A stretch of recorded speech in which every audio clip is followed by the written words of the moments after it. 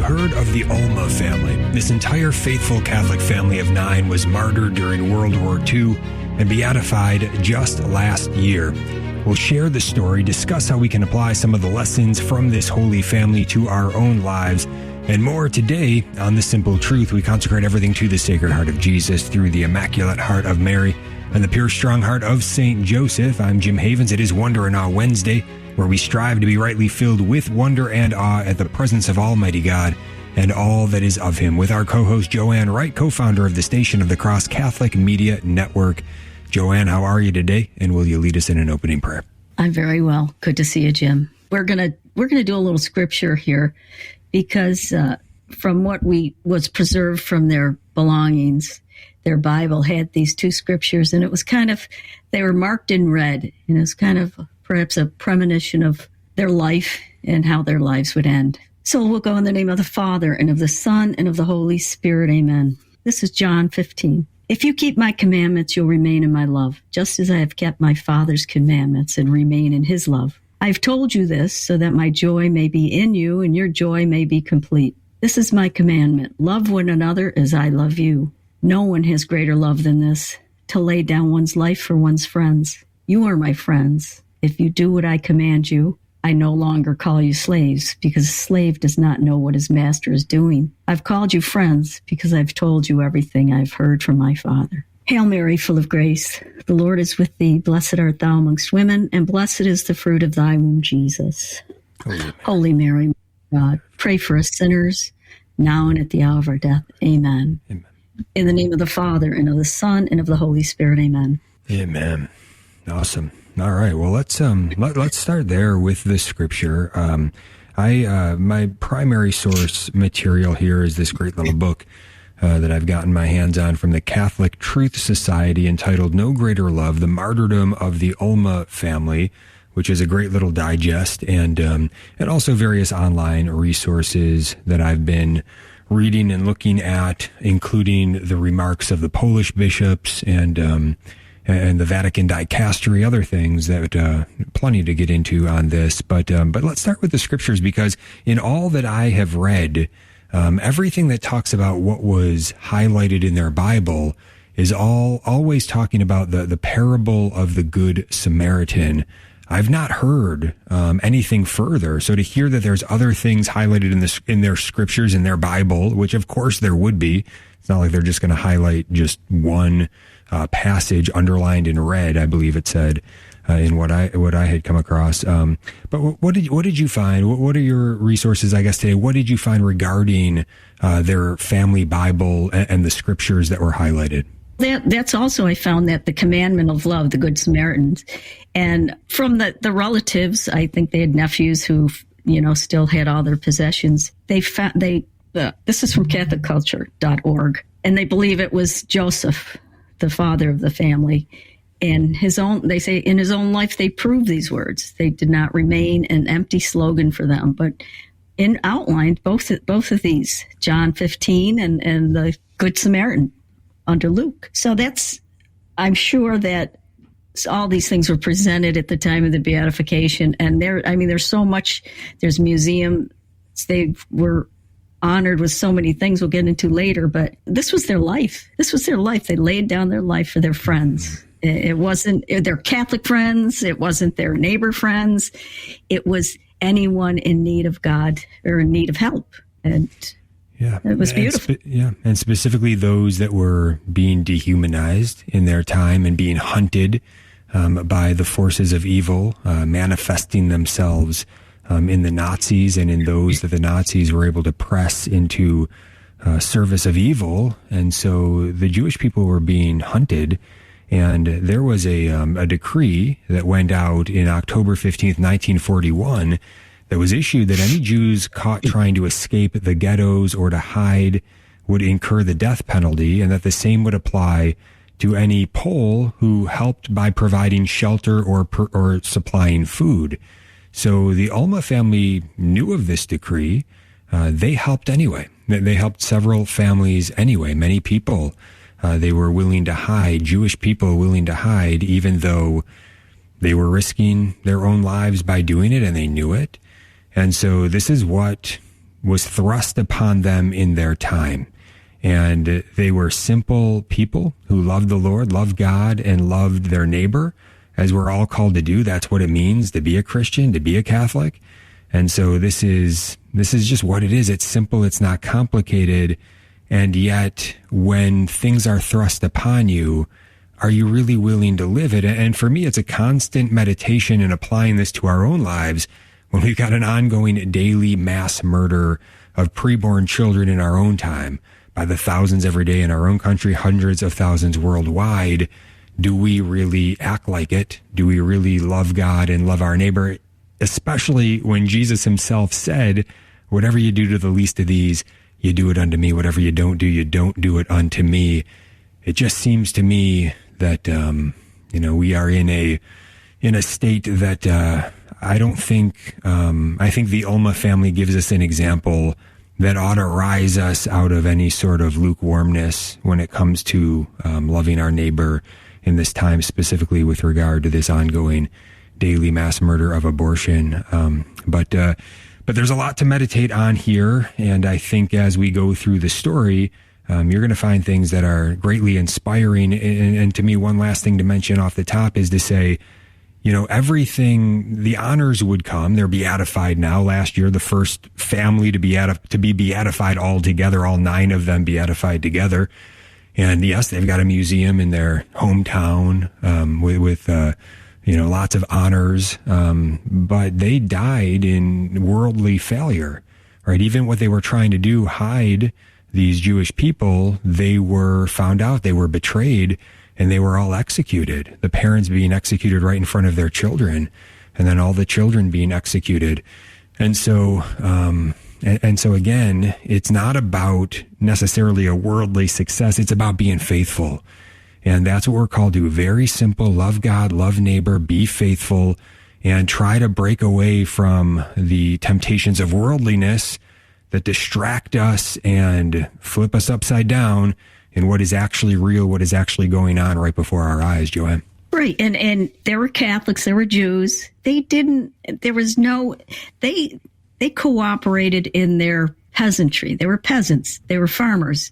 And there was no bigotry against their worship, against their religions. They worked along with what they could work with. No one was trying to evangelize other ways or blackball them because of their faith. It was just, we're going to find what we can do together. And they got along very well because there was only about 30 Jewish families in this town of 4,500. And it was probably like the biggest little town in Poland at that point. So it wasn't a bad setup. And of course, Joseph, this guy was brilliant.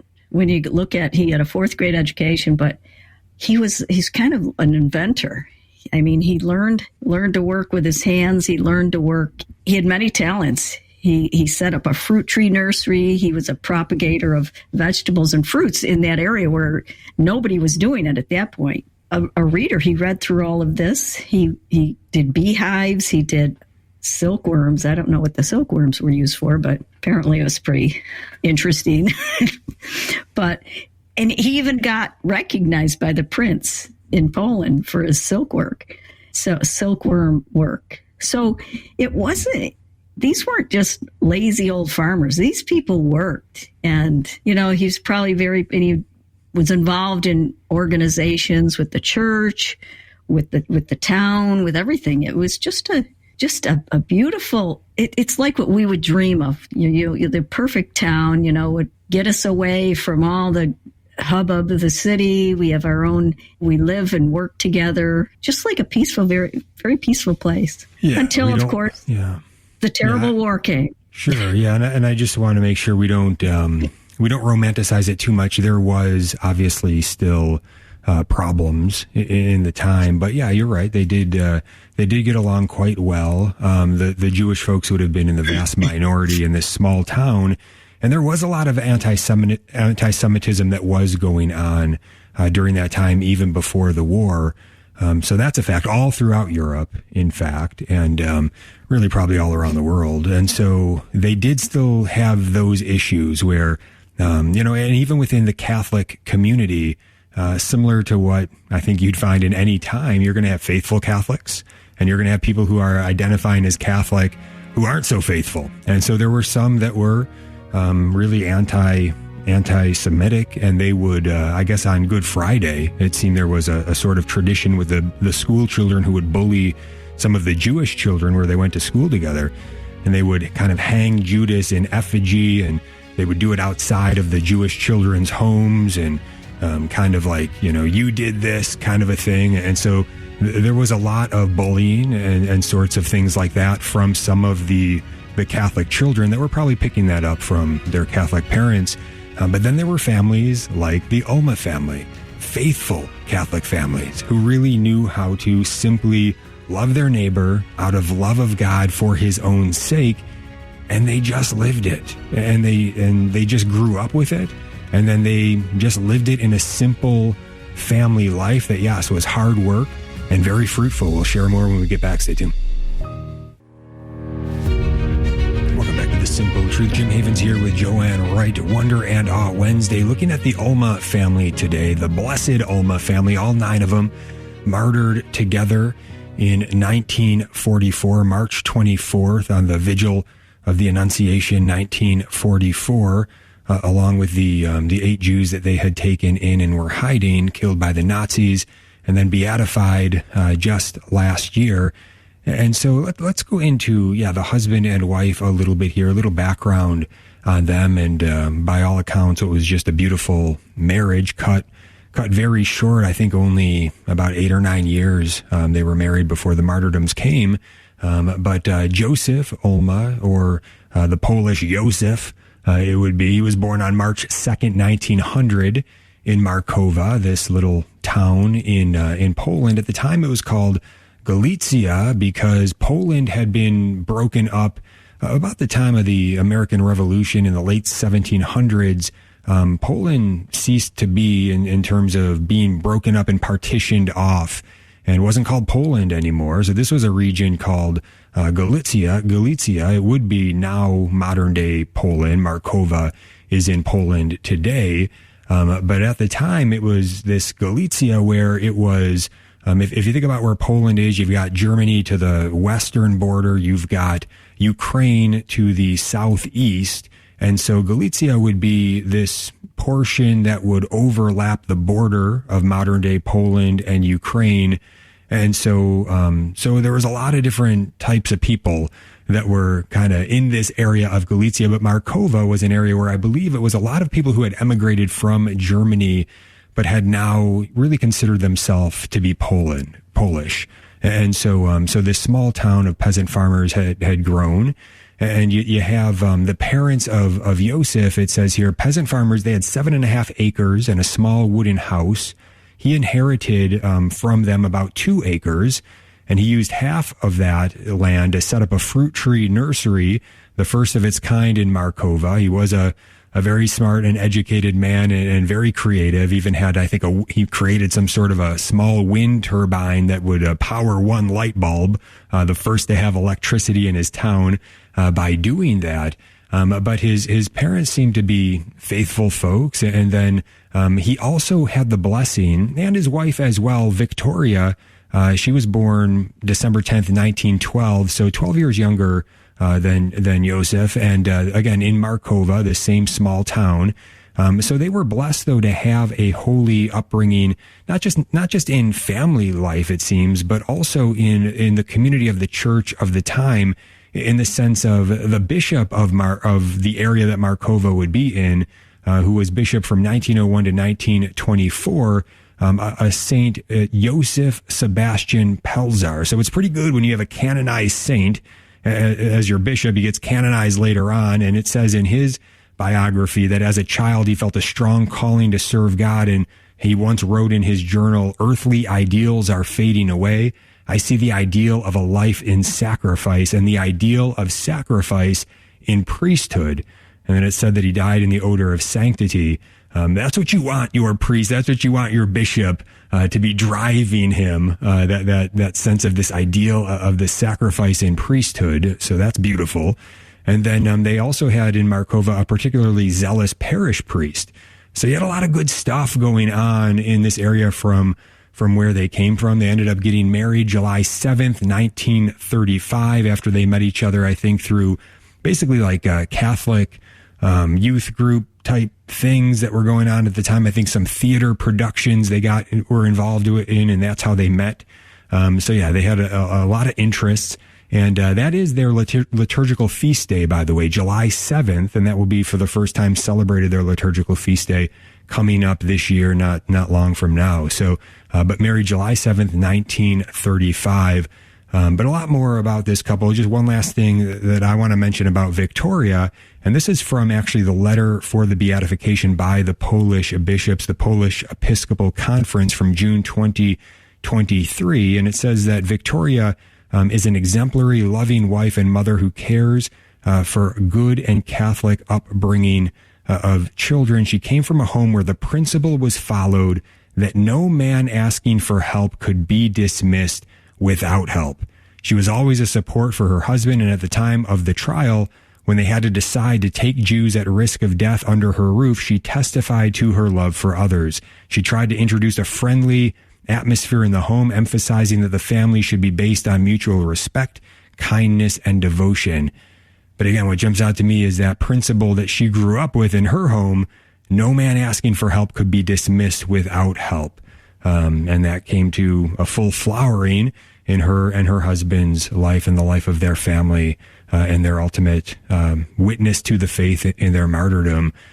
So just a beautiful witness to us. Joanne, your thoughts? Well, it doesn't say a lot about their spirituality. Like most of the saints, it talks about, their prayer life, the things they did as Catholics, whatever. But it's as though they just lived this good, holy Catholic life, and you didn't have to go out and show yourself, I'm this great Catholic or whatever, be graced with apparitions or anything. No, they just lived their vocation. And how many times are we told, just live your vocation? But Victoria they met during this nativity play. And this is what strikes me as what just good, your holiness comes naturally. If you're brought up properly, it will come naturally. She was in a nativity play and she played the Mother of God. And he was in the same play, and where they kind of struck up, a little relationship. And then as I'm seeing, the day of their death was on March 24th, the eve of the Annunciation, how Our Lady had this whole family in her hands. And just, like I said, there's not a lot about their prayer life or whatever, but one of the godmothers of the children did catch the father at night kneeling and in his prayer, and, just probably a natural, normal thing, prayers of the family. So I guess my point is they just lived their vocation, and it just came, Right. Yeah. That's what it is, right? They could do God's work. Yeah. A life of prayer and fidelity to the teachings of Jesus and his Catholic Church, and our own sanctification and holiness, and flowing from that, the responsibilities of our vocation, whatever our vocation may be, our state in life at that time is what we need to be faithful to, those responsibilities. And that's first and foremost as far as what we're called to do. And then, flowing from that, apostolic work that even flows then from one's vocation, out, even flowing beyond one's family. And that's what we see in their life. It wasn't just confined to their family when things went bad and times were thrust in a very terrible way all around them, and they saw people in need that needed their help. They were open and willing to risk their lives and give their lives to help them. And that's the example that we see here. So beautiful. And so, it does say the Polish bishops do put a little bit more, flesh on this bone. They say that they led a life of faith under their own roof. They gave children living faith through the example of life and learning to pray. Children learned to talk to God, seeing how parents did it. In family prayer, they found a strengthening to make daily sacrifices and testify of Christ. The Ulmas taught their children to worship God in both the church and the family home. So not compartmentalized, not just, all right, we go to church on Sunday, that's our faith, then we come home and then it's of the world, right? No, it's all of the faith, worship God at church and in the family home. They introduced into experiencing Holy Mass. They introduced the children into Holy Mass as well as practicing love of neighbor. It says here, the life of the venerable servants of God at that time before they were beatified, when the Polish bishops are writing here, Joseph and Victoria, consisted of countless sacrifices and works of everyday love. The fruit of adopting this lifestyle has become a heroic decision to help Jews sentenced to destruction. It was not hasty, but resulting from the reading the word of God, which shaped their hearts and minds and thus their attitude towards their neighbor. The Bible was for them an authentic book of life, which is confirmed by underlying passages of the gospel, especially the parable of the merciful Samaritan. The Ulmas, trying to live like Christ, realizing the commandment of love on a daily basis, were ready to give their lives for others. They decided to accept 8 Jews despite the threat of the death penalty on the part of the Germans for helping to hide Jews. It goes on from here, but the point is that this everyday sacrificial love lived out in family life, this faithful sacrificial love to the responsibilities of marriage and of parenting, that this prepared them to love their neighbor well. And when times called on them to do extraordinary acts of love, heroic acts of love, they were able to do it, kind of like David was prepared in just being faithful to his responsibility in the field, killing the beasts with the sling to protect the flock.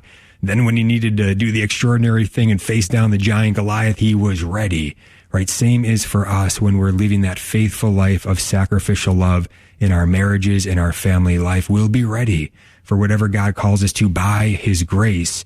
And so we're not calling for it, but if God calls us to it, because of our fidelity in just living out the graces before us, by his grace, just working to be with him and do what he's asking us to do, that will well prepare us for anything that is to come, even if it's to the degree of something extraordinary like a martyrdom. I'm sure they would not expect that in their own lives before things went the way that they went.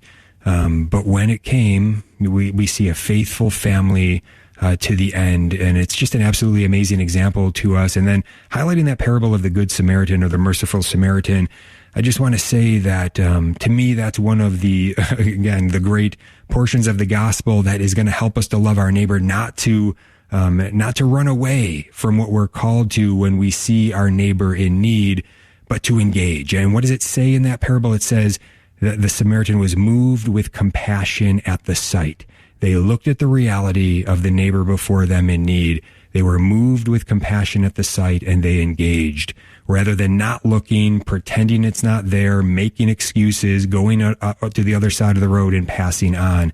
Again, we've got an ongoing daily mass murder of children, innocent children, by the thousands every day in the U.S., hundreds of thousands worldwide. We act like it's not even going on, right? I don't know what's going to spark us out of our indifference on this matter and to get us to make a new resolve to do more. But I just hope that maybe the Ulma family and their intercession can help us in some way, Joanne. Yeah, it's not as though they didn't know it would be coming to them, regardless of saving the Jews, because the Third Reich had implemented the plan to just rid the whole entire population. But the next step was to get rid of the ethnic Poles.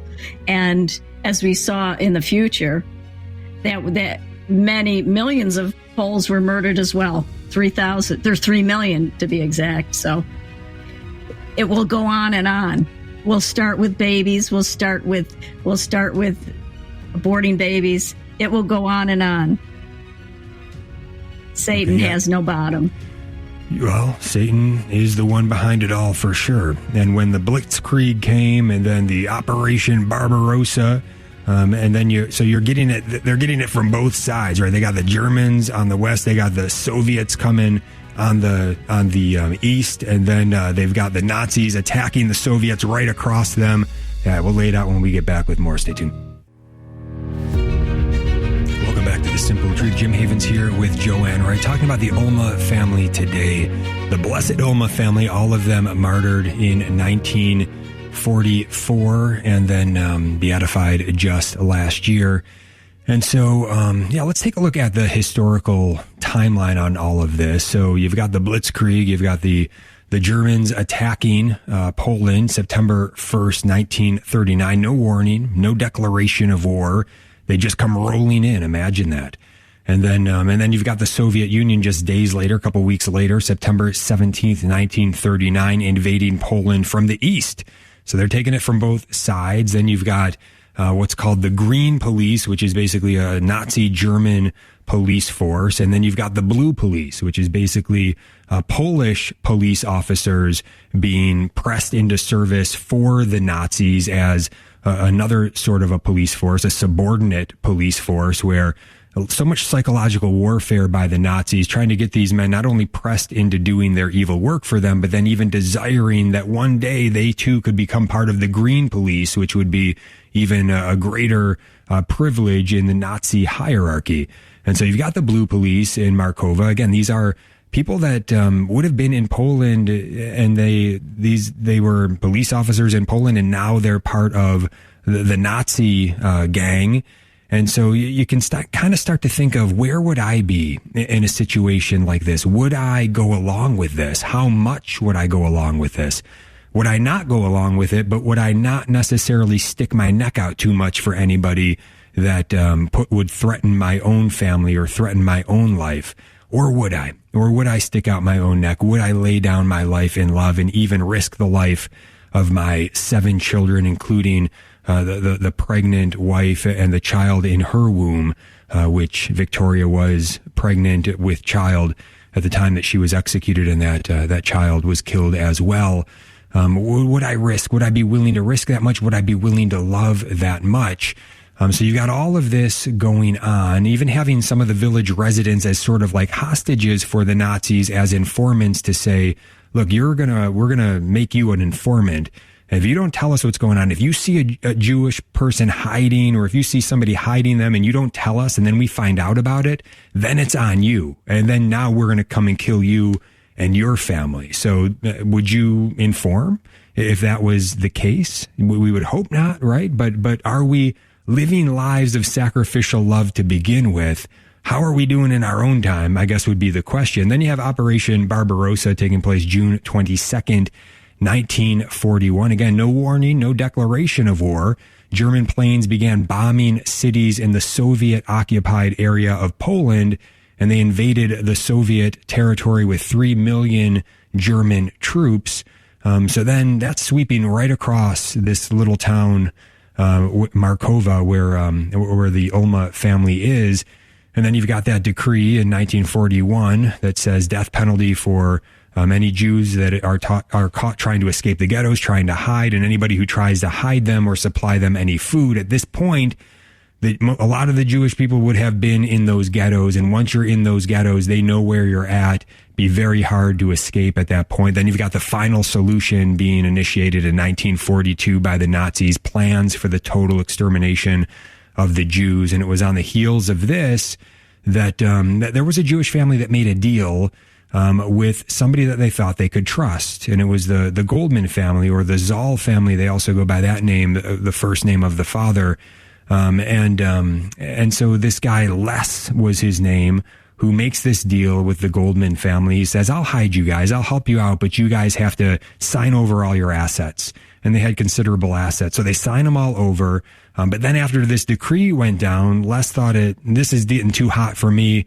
You guys got to get out of here. I'm not hiding you. I'm not going to help you anymore. You got to go. Okay, well, give us our assets back. No, I think I'm going to keep those. Right. So the Goldman family ends up turning to the Ulma family ultimately. And the Ulma family does help them out and hides some of them that needed help. Some of them went elsewhere. And then this is ultimately what led to the martyrdom. Is this guy Les, he ended up sort of discovering, it seems, that the Goldman family was hiding out over there at the Ulma family, and he was of the world and of money and mammon and wanted those assets and wanted that money from the Goldman family. And he thought, if they survived, then they're going to try to take this back from me, and I want it. So once he figured this out, he went over for a picture, to have a picture taken by Yosef, Ulma, and he was a great photographer. And so he did a portrait for him. And really the thought is that he was just using that as a cover to get over there and figure out where they were hiding. And then he went and informed on them, and then they were all martyred 1944, the eve of the Annunciation, because of the betrayal of this guy, similar to Judas, right? He was trying to make a deal for money and ends up getting involved in murder to try to be part of, I guess, keeping this money or getting this money. And you just see it's just sin upon sin upon sin. And we ought to see it and want no part of it. Let us have no part of this world of vanity and of mammon. And let us give our full hearts to Christ and start going his way with everything. God help us.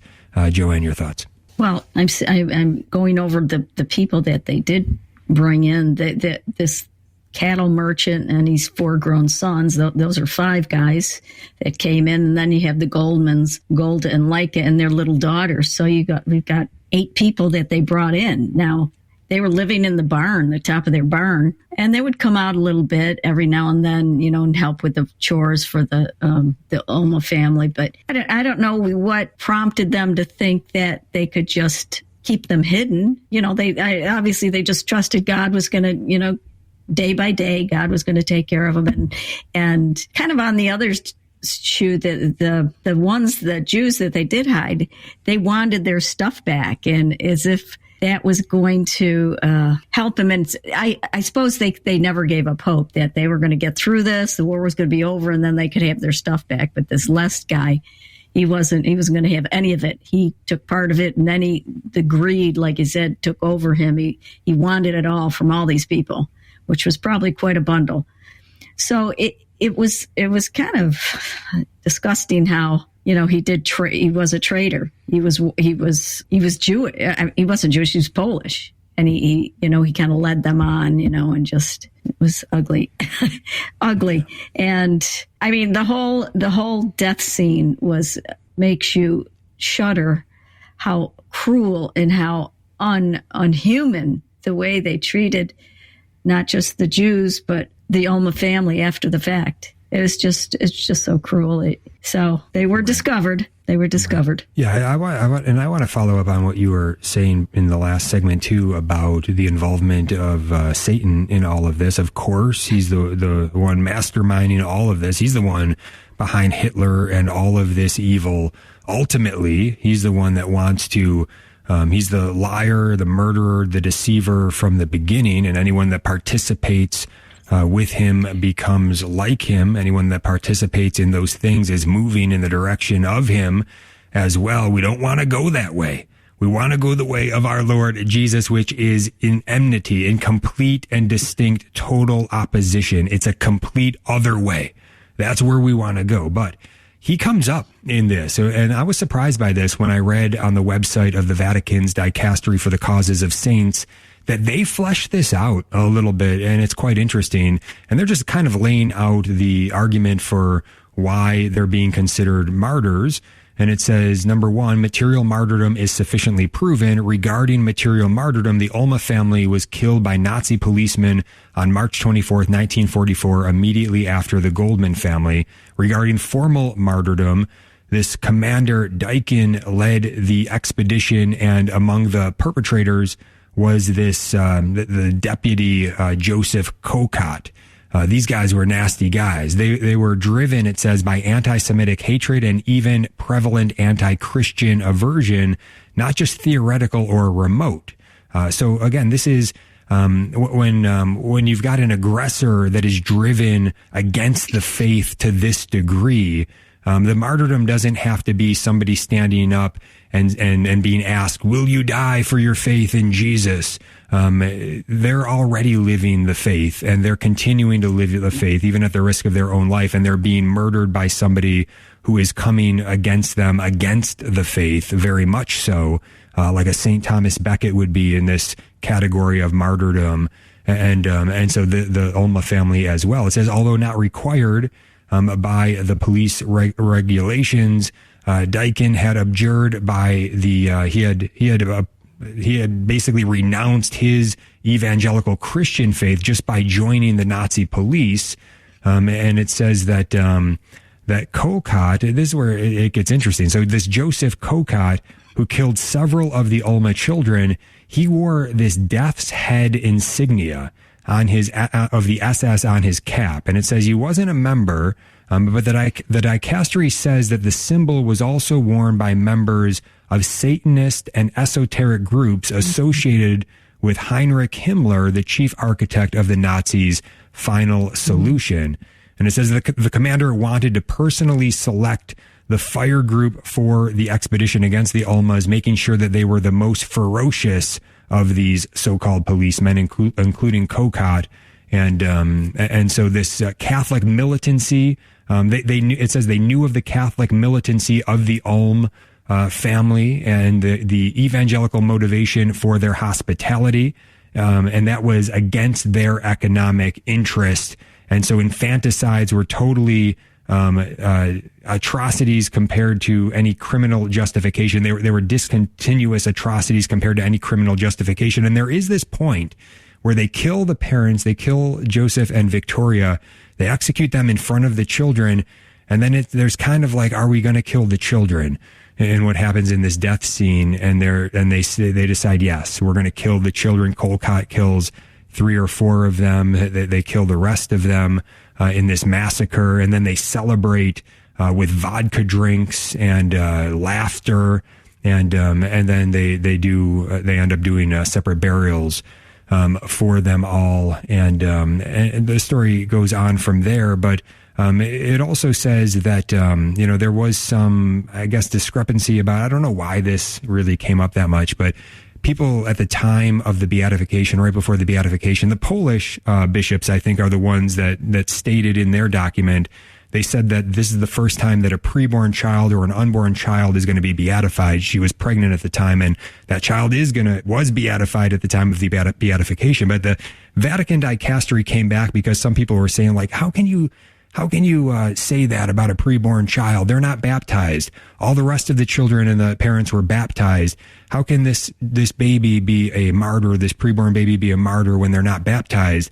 To which they came back and said, well, it's baptism by blood, which is what martyrdom is. And it's given the example also of the holy innocents who were baptized by blood. And that's a real martyrdom that the church recognizes. So, but at the same time, the Vatican dicastery, in that clarification, they gave a second clarification, basically, that said, oh, and by the way, this wasn't a preborn child because at the time when Victoria was executed, she went into labor. And when they dug up the bodies, I don't want to be too graphic, but they found that the baby in the womb was halfway to being birthed, basically.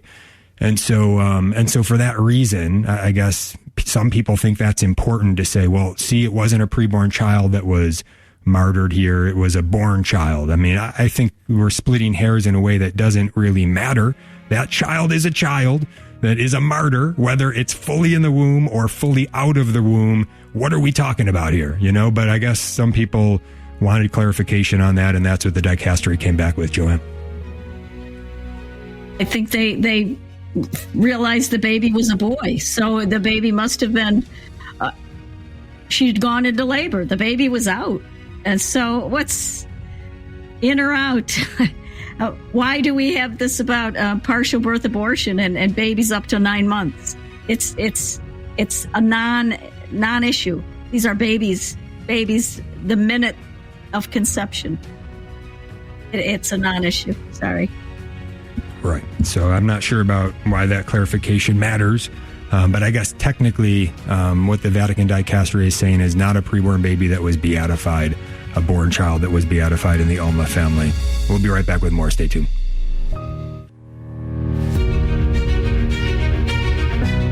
Welcome back to The Simple Truth. Jim Havens here with Joanne Wright, talking about the Ulma family today. They were recognized, Joseph and Victoria Ulma were recognized as righteous among the nations on September 13th, 1995. The title honors non-Jews who risked their lives to save those of Jews during the Holocaust. Also, they were beatified on September 10th of last year, 2023. and it's been called the Beatification of the Good Samaritans of Markova. And so on the website of the Vatican's Dicastery for the Causes of Saints, it lays out their children: Stanislaw, Barbara, Vladislav, Franzisek, Antoni, Maria, and then the seventh child that they say, this is how it reads on the Vatican Dicastery website, was found born the following week when some men unearthed the Ulma family for a more dignified burial. And so there it is. There's a lot to this story. There's a lot to this beautiful example of this wonderful family. I look forward to the life of this family and the story of this family being made more well known. I'm sure at some point, maybe somebody will make a great movie about it. But again, I think to try to apply it to our own lives and say, do we realize that we are living in the midst of great evil pressed upon us that is calling upon us to act right now? Do we understand that? Or is it just so much more hidden now and everybody's gone along with it to such a degree that it's kind of been normalized and accepted that it just is what it is, and we're just going to keep going the way we're going with it? And I'm talking about this ongoing daily mass murder of children by the thousands in the U.S. every day, hundreds of thousands worldwide. Do we even realize it? Are we even reading the parable of the Good Samaritan and trying to apply it to the situation that we're in? But Joanne, what else jumps out to you as we're in the final segment here? I just want to read what one of the cart drivers, who was a witness to all this, Edward Najowski, he testified to this, and he testified. You know, he heard, first of all the Jews were the victims, and people heard the shooting right in front of the house. And then he testified he saw Joseph and Victoria let out of the house and shot in front of the children. He says, during the execution, we could hear terrible shouts, the wailing of children calling out for their parents who'd already been killed. And he said it was shocking. After killing the parents, the crying children, all the people were deliberating what should they do with the children? You know, what do we do with them? And after they conferred with each other, they decided to shoot them. So he sees Kotkot killing 3 of the children himself. And they addressed in Polish to the drivers. They said, look how Polish swines die who hide Jews. I mean, they were making an example of the whole town. There were still a lot of people in the town watching. And like you name the children, the 6 children, several minutes, 17 people died. It's very hard for me to read this. After killing the last child, the leader of Markova village arrived, called by the Germans.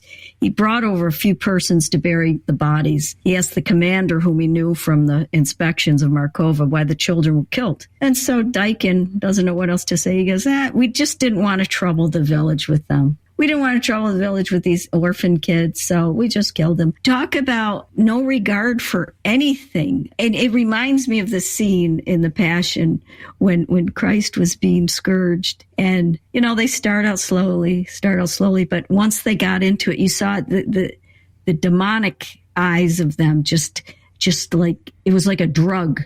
The evil was like a drug. And this was what's going on. It couldn't be stopped at any point. Once he got in, once Satan got in, it was just a horrific. And this is one family. How many more and more stories? How many stories? And the experimentation. But I'm so thrilled that we have this family and we can wait for their canonization, which I heard we need a miracle for canonization, whereas the martyrs are automatically beatified and brought to that state. So we have to pray. We have to pray, and we'll see miracles. I'm sure we will. They're saying many have already occurred, as those are visiting the museums and their relics and all through Poland. Yeah, and as we hear this story again, I just want to encourage us to apply the lesson that, this should horrify us and outrage us when we hear about the loss of human life, and also to think about the loss of human life, 3,000 every day in our own country by what we just call abortion. It's child murder, and that's 3,000 in the U.S. every day. It's a 9/11 in terms of loss of human life every day. We are outraged at 9/11. We don't seem to care about the 9/11 happening every day. same human beings, same value of human beings. One we care greatly about. Every other day we don't care about it at all, it seems to me, from the evidence of what our response is.